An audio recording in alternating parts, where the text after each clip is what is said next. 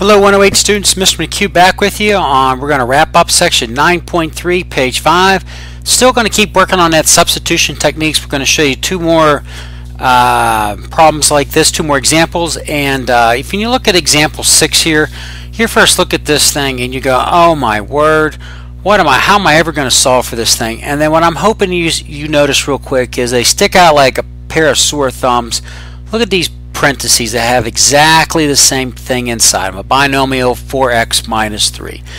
Happens to have the equation in quadratic in quote form, F-O-R-M, and I notice the squared, I notice a first term, middle term, constant equals 0, and I go, I'm not solving this thing here.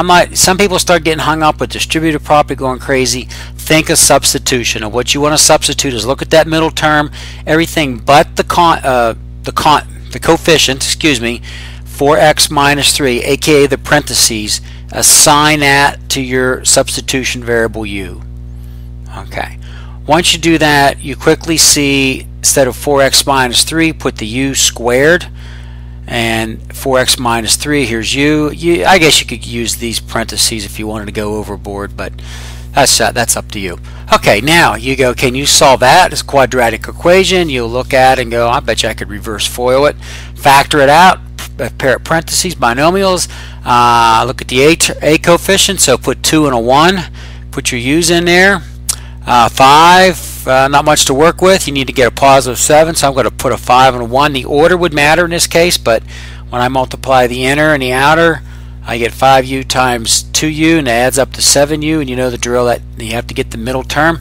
So you factor it out with your parentheses. Now you know with your zero factor property, you set each set of parentheses equal to 0. Okay, you could put that not needed, but you could put them there. Now what's your algebra here? Minus 5 on both sides. You guys know the drill. 2u equals negative 5 divided by 2, and u equals negative 5 halves, and u equals negative 1 when you isolate the u on the second one. Okay, but you're not done. You know that. You know the drill. What must you do? Substitute back. Double substitution. 4x minus 3 has got to be substituted in for u. So u gets replaced with 4x minus 3, and now solve for x. Now you could do this. Now on this one here, you know you need to add 3 to both sides. And I converted negative 5 halves to 2 and 1 half because halves are easy fractions to do. So negative 2 and a half plus 3 is what? 1 half left. Now here's a little trick. Hopefully you remember this. Now you could divide by 4, but how about multiplying by the reciprocal of 4, 1/4, and do that on both sides. I like showing that in my algebra classes because now 1/4 times 4, you isolate the variable as 1x.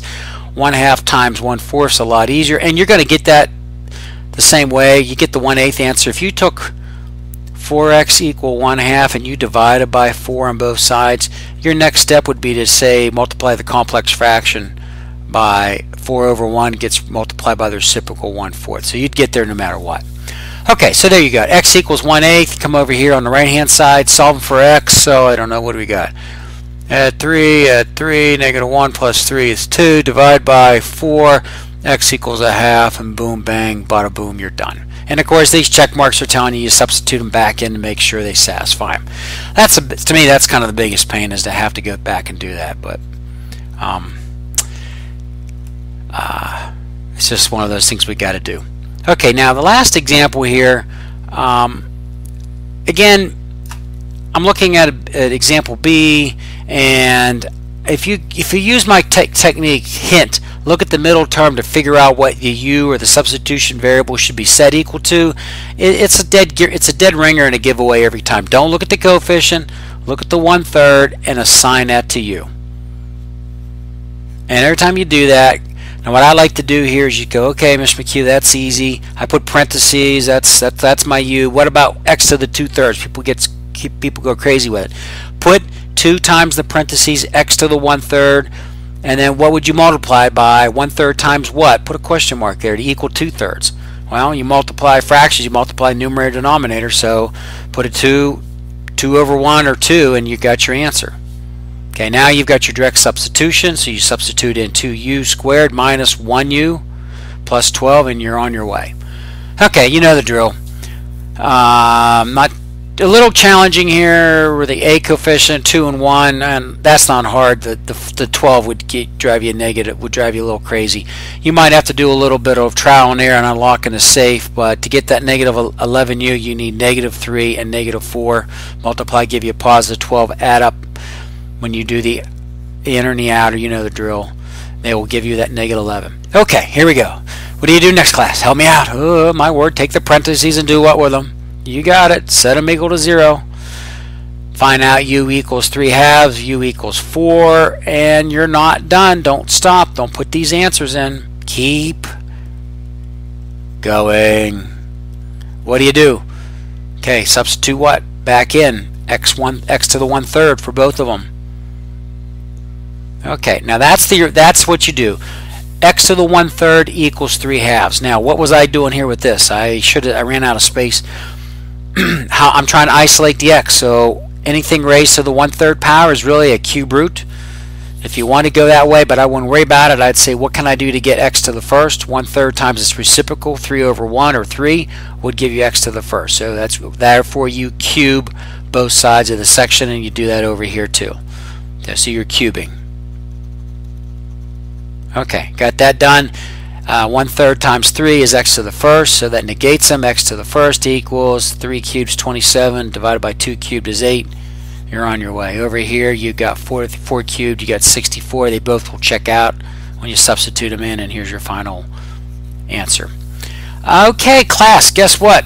We have finished page 5 of section 9.3. Kudos again to your efforts. I really appreciate some of the students are working hard, following me, and giving me some feedback, so it motivates me to keep working hard here and help everybody. So we finished 9.3. Guess what? We're going to go to 9.4. Section's called Further Applications. We're going to work with some formulas, isolating the variables. We've done those before, so we just get used to working with radicals. Okay, Ms. McHugh, I'm going to sign off here with my check marks and say kudos to all your efforts, and I will see you on the next video for 9.4. Okay, take care. Bye.